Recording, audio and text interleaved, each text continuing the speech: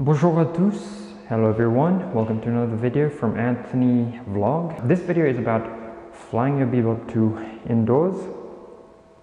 You will notice first off the bat, and I know you probably would have already turned on your drone inside, is you would not have a GPS connection on your drone, even though it says you have a GPS connection on your phone or controller. This is normal. This is because the GPS module on the drone is not very good indoors. So as long as you're indoors, it's going to be red. This is also not a problem because indoors or where there is no GPS available to the drone will use the downward vision positioning system and the ultrasonic sensor to gauge its proximity from the ground, so its altitude and its positioning. Now, for the visual positioning to work correctly, it uses a small camera which is underneath the drone, and this camera takes a picture of the ground every 16 milliseconds and compares these pictures to gauge its position over the ground. Now, if you have no distinguishable or contrasting patterns on the ground, it's going to be difficult for the drone to pinpoint its position over the ground. For example, if you're flying over your bed with a white sheet, completely white sheet, it's going to be difficult for the drone to gauge its position because everything is just white. So to fly safely indoors, use propeller guards. I don't have propeller guards, but if you can get them, that would be good for your drone. And fly over patterned floor like tiles, as I'm doing here. Fly over tiles, it's not a problem. Now we will go into our settings and make sure that you are in video mode.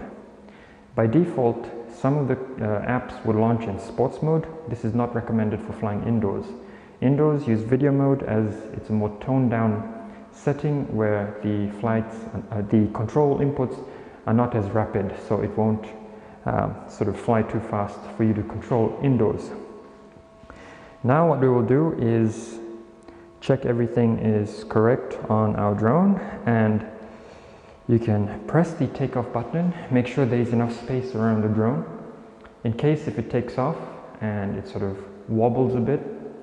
That's to be expected. If it doesn't, you're good, but just make sure you have enough space around the drone. And once you've done all these checks, once you've made sure that you're in video mode, you have a contrasting pattern on the ground, you can experiment with the drone by launching and doing a few slight adjustments and see how that works.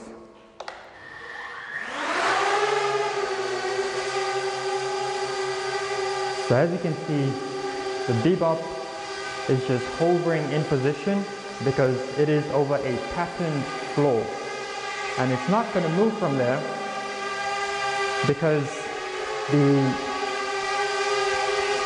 patterns on the ground are contrasting. So it's not a problem for the BEBOP. It's not going to go anywhere. You can see it's not moving anywhere, and this is normal for the BEBOP.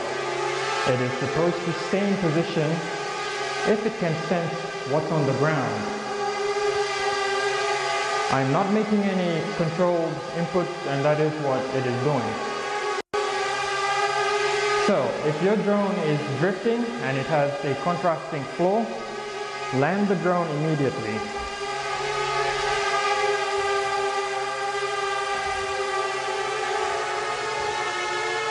Let's see how stable the BEBOP 2 is while it's hovering.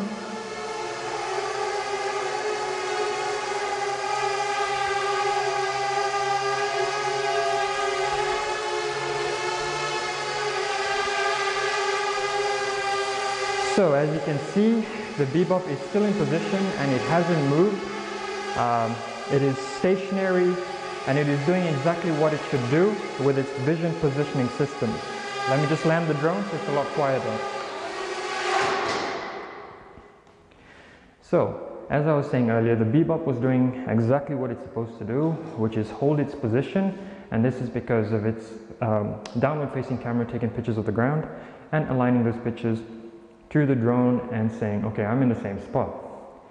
So if you're drifting, land the drone, or if you take off and it starts swaying too much, land the drone as well.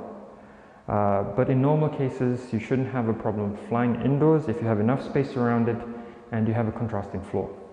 So I hope you've learned something from this video. Until next time, fly safe and God bless.